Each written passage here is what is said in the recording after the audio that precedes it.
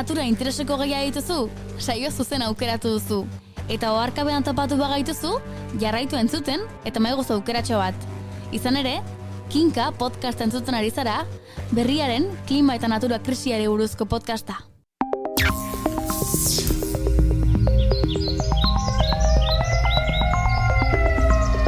There is no planet B. There is no planet blah. Blah, blah, blah. Blah, blah, blah. Blah, blah, blah.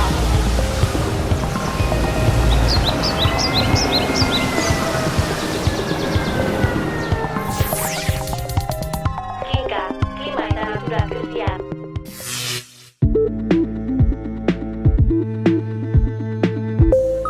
Albisteak.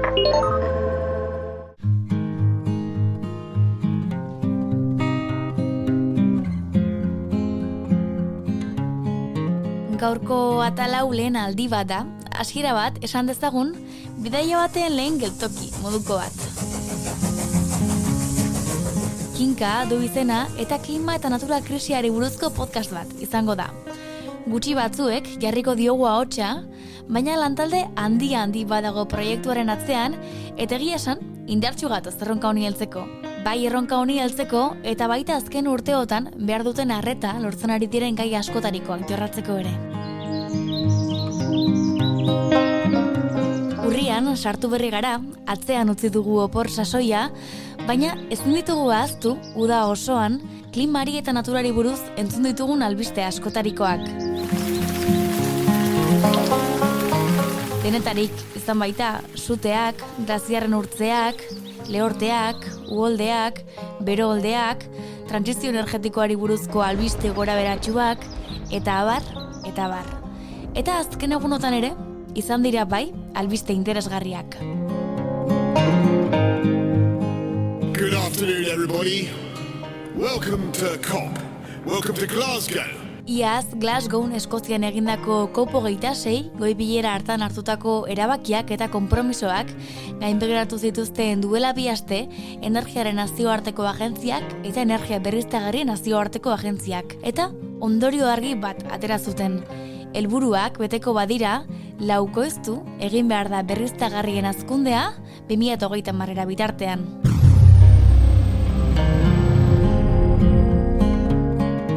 Baliabide energetikoen krisia mundu oso astintzen ari den honetan, Statkraft Norvegiako enpresa publikoak Euskal Herrian 2 parke eoliko eraikitzeko iragarri zuen plana zeresan handia ematen ari da oraindik.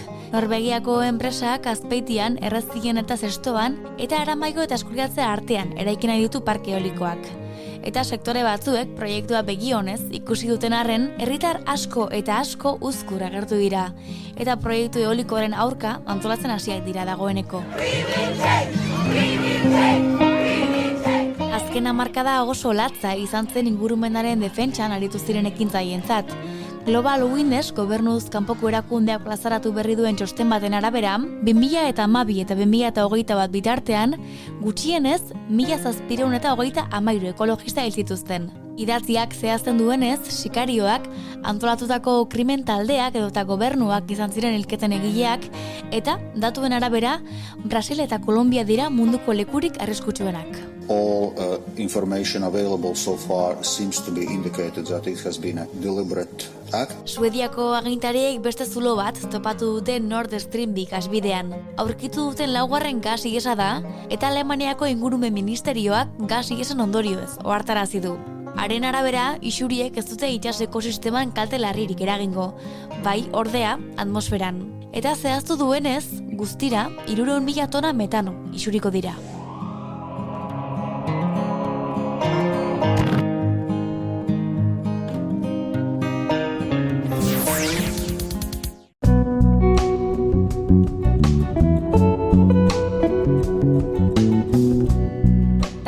Tantaka goaz, baina hasi gara pixkanaka klimaz eta naturaz blaitzen, eta hain zuzen ere, horretan jarraituko dugu, baina bakarrik ez. Kaixo, Latz, zer moduz? Kaixo nagore, ondo, hemen, abentura berri batean murgiltzear. Eta zu? Zu bezala, apur bat urduri, baina gogoz. Behar den bezala orduan. Beno, Latz, konta iguzu, podcast honetan hiztegia izeneko atal bat izango dugu, ze izango da atal hori? Zuk esan bezala, nagore, Kinka podcastaren atal bat izango da, Eta saio bakoitzean klimarekin eta naturarekin lotutako kontzeptu bat ikasiko dugu. Batzuetan hitz horiek gertukoak egingo zaizkigu, baina saiatuko gara aldiro bestelako kontzeptuak ere ekartzen, ez ezagunagoak edo. Gaur adibidez? Lehen atala eta dagoeneko hitz arraro batekin hasiko gara. Lasai, ze izatez dena baina konplexuagoa ematen du. Izan ere, ingelesezko hitzara gaur ikasiko duguna, eta da tipping point, edo, ahoskatzen den bezala. Ara.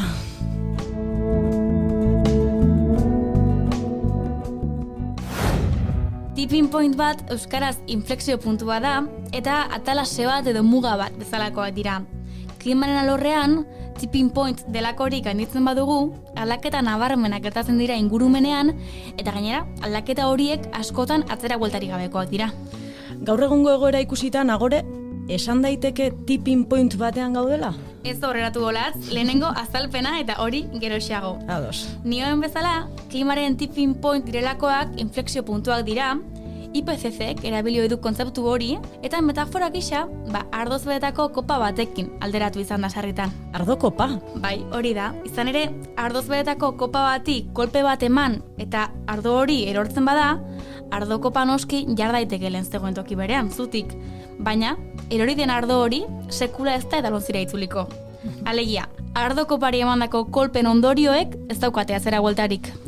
Beraz, nagore, tipping point edo klimaren inflexio puntu horiek ingurumenaren mugarri garrantzitsuak dira, ezta? Izan ere, horia gaindituz gero, ez dago atzera bueltarik. Hori da, eta hasieran egin didazun galderari erantzunez, bai, olatz, zoritxarrez, duela gutxi eman dute, jada, gainditu diren 5 inflexio punturen berri. 5? Bai, Science aldizkarian irailaren 9an argitaratu zuten ikerketa baten arabera, klimaren 5 inflexio puntu atzera ezina dira jada. Bai, eta badakizu zein nahore?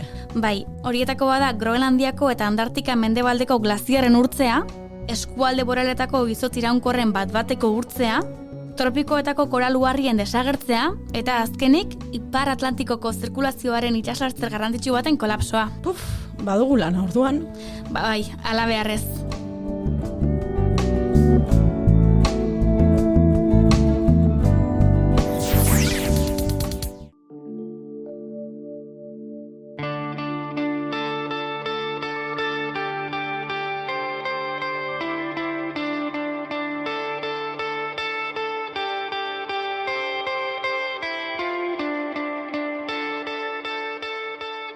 Zein egoeratan da gaur egun euskal ekologismoa? Norantz jo nahi du? Artikulazio bat behar aldu? Zein dira euskal ekologismoaren erronka eta helburu nagusiak? Galdera horien itzulian bildu ziren joan den ostiralean ehunka ekologista Portugaleten, ekotopaketak egitasmoan. Azken krisia gure garaia lelopean bildu ziren, eta ostiraletik igandera bitartean, hitzaldi, hausnarketa, batzar eta ekintza askotarikoak egin zituzten Sastraka gaztetxean. Pentsaldi interesgarriak plazaratzeaz eta elkar saretzeaz gain, euskal ekologismoak hartu beharko luke norabideaz hitz egin zuten. Izan ere, mugarri horri jarraika antolatu dituzte besteak beste. Gorka Laurnaga antolatzailearen esanetan, egungo krisi ekosoziala agendaren erdigunean jartzeko batetik eta horri aurre egiteko Euskal Herrian nola mobilizatu eta artikulatu eztabaidatzeko bestetik. Eta hain zuzen ere, horri buruz galdetu diegu, bertan izan ziren hainbat militante ekologistari. Lorea Flores, Euskal Herriko Greenpeace plataformako koordinatzaileari, Iñaki Bárcena, ekologistak martxan eta gune ekosozialista taldeetako kideari, Gotzones Estorain, etxalde eta etxaldeko emakumeak taldeetako kideari, Alaitza Juriagerra elikadura burujabetzan aditu eta Labeko Bizkaiko ekinta sozialeko arduradunari, Odei Rodríguez, Sukar Horia taldeko kideari, eta amaitzeko Ane Rodríguez, Fridays for Future plataformako kideari.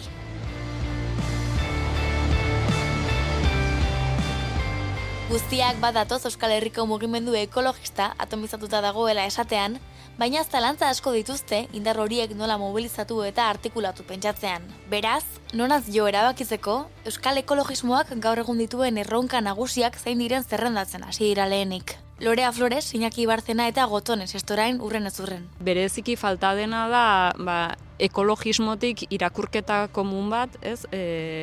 Euskal Herriari begira diagnostiko komuna behar dugula, ez? Begirada orokor bat ekologismotik Euskal Herrian norantza joan nahi dugun erabakitzeko. Helburu nagusietako bada krisi ekosoziala agenda politiko eta agenda mediatikoaren erdian jartzea, ez? Behar du trebatze bat eta indartze bat, bai instituzioekin, bai korporazio ekonomikoekin eta baita ere gizarte beste eragile batzuekin, lan esker gauzo handia du, fruitugarri bat ateratzeko, ez? Diagnostiko amankomun bat egiten saiatu beharko genuke. Nik uste dut diagnostikotan nahiko hurbil egon gaitezkeela, baina gero ja da horren aurrean etorkizuna nola planteatzen dugun, ez? Eta etorkizuna planteatzerakoan, garbi dago epe motzeko eta epe luzeko helburuak markatu beharrak daudela.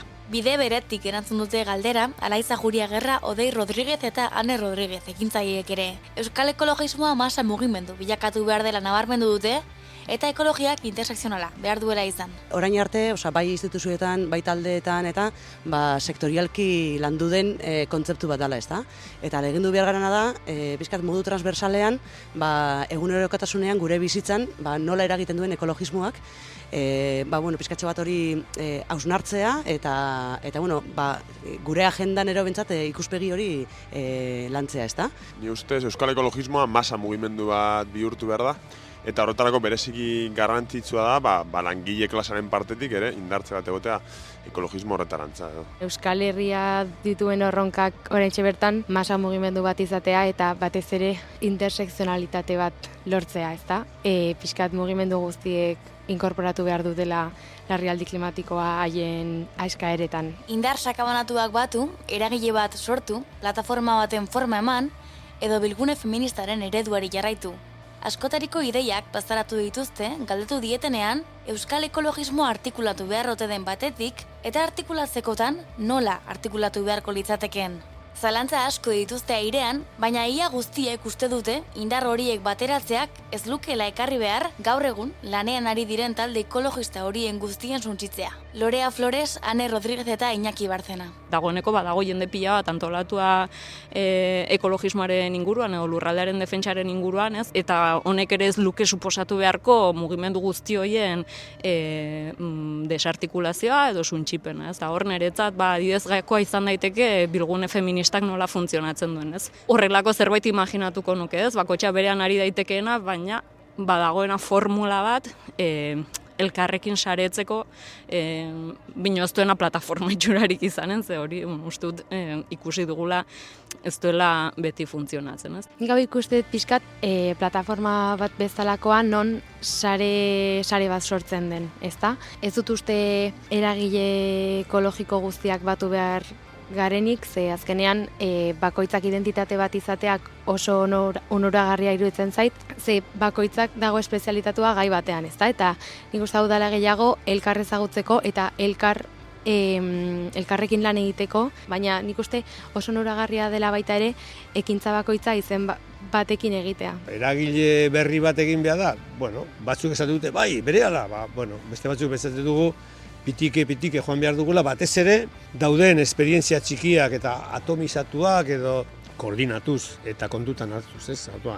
Egin behar dugu, ea plataforma berri bat, edo atzo batek esaten edo partido ekologista bat, ez dut ikusten hori, baina zerbait berria, eragile berri bat montatu behar bada, diskutu dezagun, ikusi dezagun nola eta horrela. Hala ere, garbi ikusten dute guztiak bildu eta koordinatuko dituen txapel baten beharra. Alaitza Juriagerra, Gozones Estorain eta Odei Rodríguez.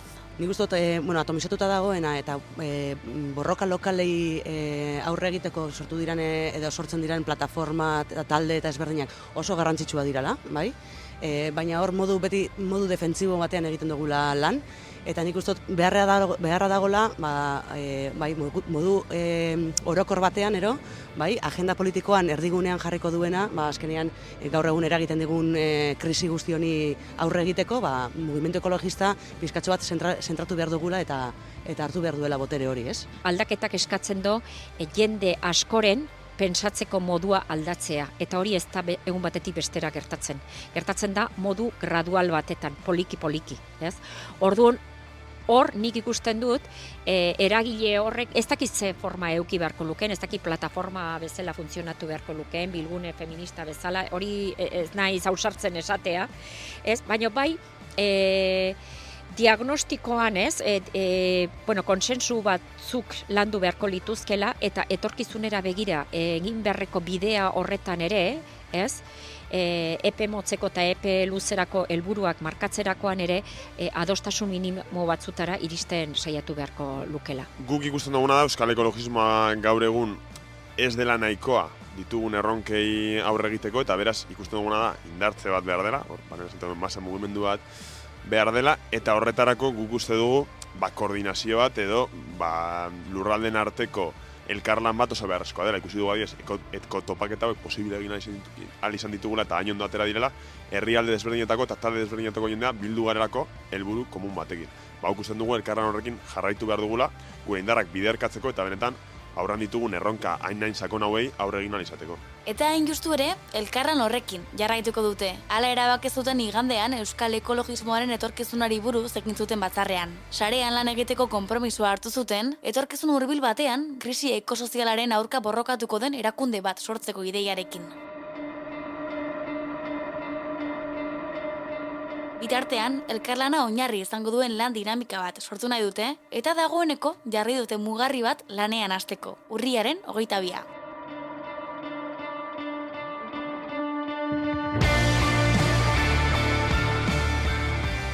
Indar honi guztiari jarraipen bat emateko beharra ikusten da. Elkarrekin saretu, jendea erakarri, eta kapital ekozida honekiko konfrontazioan hastekoa, adierazi dute.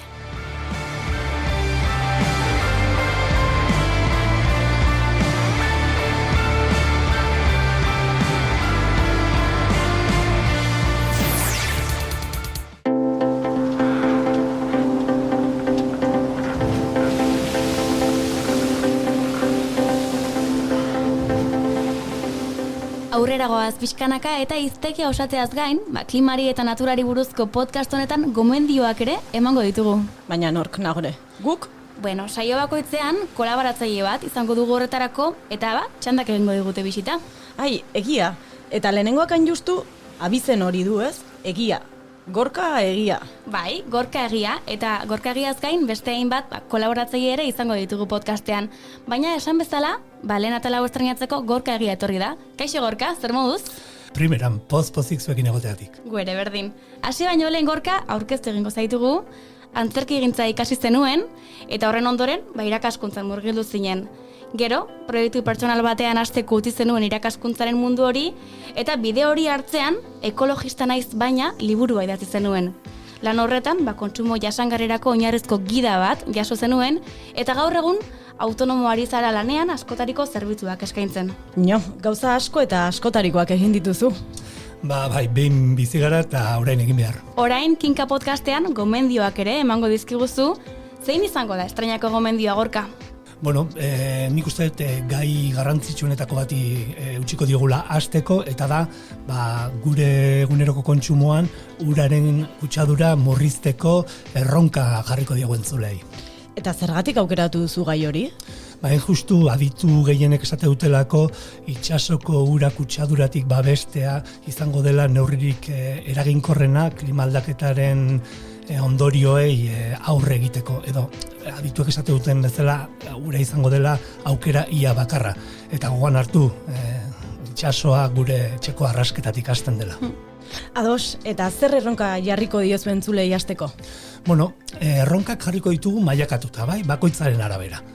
Demagun oraindik inoiz hortan pentsatu ez duenari jarriko diogu zerbait egiteko, hortan pentsatzen ari denari hurrengo koska bat jarriko diogu erronka gizan, eta erabat kontzientziatuta dagun horri ere jarriko diogu zerbait hobetzeko.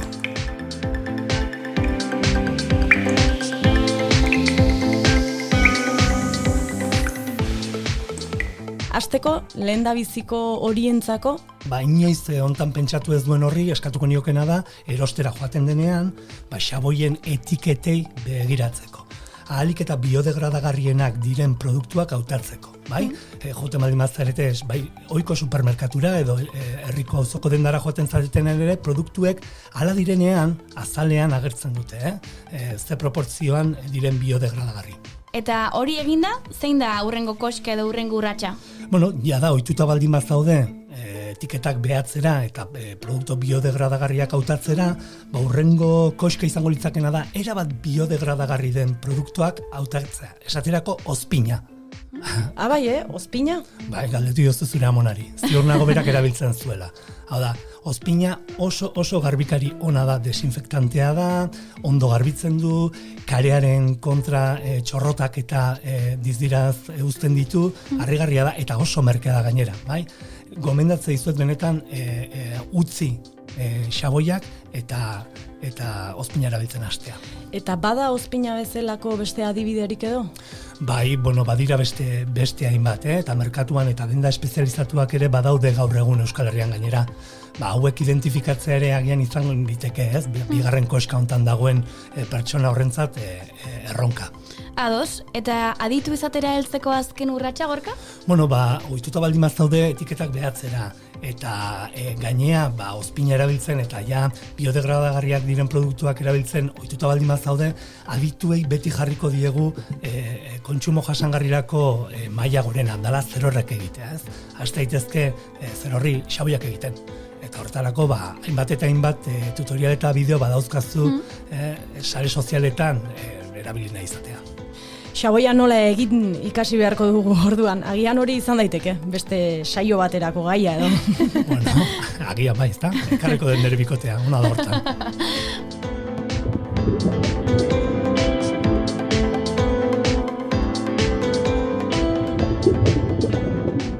Beraz, ura gutxiago kutsatu nahi badugu, Gorka Egiak emandako erronkak dira, hasteko, xaboia ahalik eta biodegradagarrienak hautatzea, urrengo urrats gisa, erabat biodegradagarriak diren garbikariak erabiltzea, ozpina aipatu dugu adibide gisa, eta aditu bihurtzeko azken urratsa gure xaboi propioak egitea. Mila esker Gorka, ura gutxiago kutsatzeko emandako aholku hauengatik eta gomendien atalau hain ongi estrainatzeagatik. Hori da, aholkuak praktikan jartzea dagokigu guri orain. Bai, entzule, ez konformatu saio entzutearekin, ikusi nahi zaituzte zue guztiak, hemen jarritako erronka hauek bakoitza bere mailan, bakoitzak alduen hortatik eta gure bizkar eta laitasunez pozez aldaketarako pausoak ematen ikusi nahi zaituzte. Primeran, Gorka. Eta bakizue, gogoan hartu, egin dezagun egin behar duguna, gure ondorengoek ere izan dezaten etorkizuna!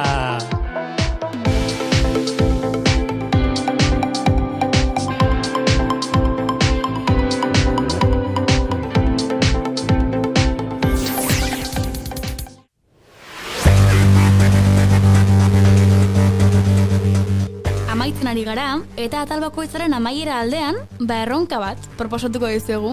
Erronka esan dezagun jostalari bat. Bai, galdera bat egingo dizuegu eta 3 erantzun posible eman. Hori da, eta zuek erantzun zuzena zein den asmatu beharko duzue.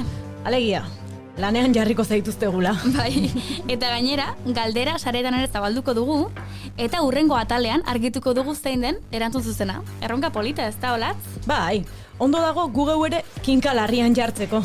Eta ikasteko noski. Gehiago luzatu gabe, ona, estreinako galdera, zein da munduko ibairik kutsatuena? Eta erantzun posibleak, hauek, ea, ongi ahoskatzen ditugun. Lehenengo aukera, Saluen, Asiaren hego ekialdean dagoen ibaia, bigarren aukera Yanzi, Asiako ibairik luzeena, eta 3. eta azken aukera, Nilo, Afrikako luzeena. Zu badakizu zein den erantzun zuzena, Olatz? Jakin, ez susmoa badut, baina hankasartu baino lehen, hobe hurrengo saiora arte itxaron. Bai, ala bada, hobe. Galdera errepikatuko dugu bada ez bada, eta da, ea zein den munduko ibairik kutsatuena. Eta 3 erantzunak, lehena Saluen, bigarrena Yanzi, eta azkena Nilo. Eta gogoan izan, sareetan ere egingo dugula galdera. Beraz, jarra iezai guzue eta erantzun. Hori da, eta asmatzen duzuen. Tira, aire zaire pasatu da lehen saioa, ezta? Uinen beste aldean, ez dakit. Guri behintzat, Alaxe pasa zaigu hemen. Noski, eta lehen atalau aire eder bat ez amaitzeko, kantu bat entzungo dugu, podcast honen funtsari ezin hobe datorkiona. Agurtu kantuan orduan, ederra. Bai, eta gaurko lehen saio honetan, Iker Lauroba musikari donostiarraren klima aldaketa kantua izango dugu. 15 egun barru elkartuko gara berriz, hemen, Kinkan, berriaren klimari eta naturari buruzko podcastean. Klimaz eta naturaz, inori berorik eman gabe. Mila esker olatz, eta mila esker, uinez bestaldean zaudeten guztioi ere. Orain, kantu bat naturari. Mila esker zuri nagore. Ondo ibili.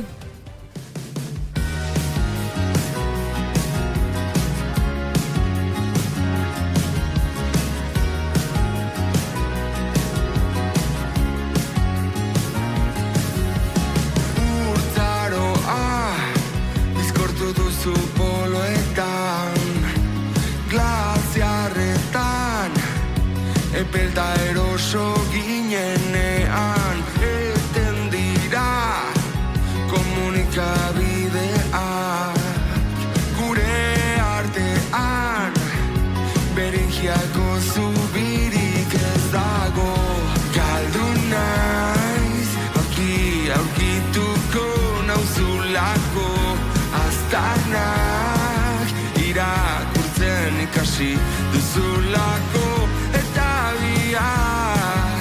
topa egiten topatuko nauzu basamortuan zure eskuen klima aldaketak azalean inorritu dizkit nahiak idoloak arpiak zaientzak Urakanek eraiki dituzte gurtzalekuak galdu naiz aurkituko nauzulako aztarnak irakurtzen ikasi duzulako eta bihar topa egiten topatuko nauzu basamortuak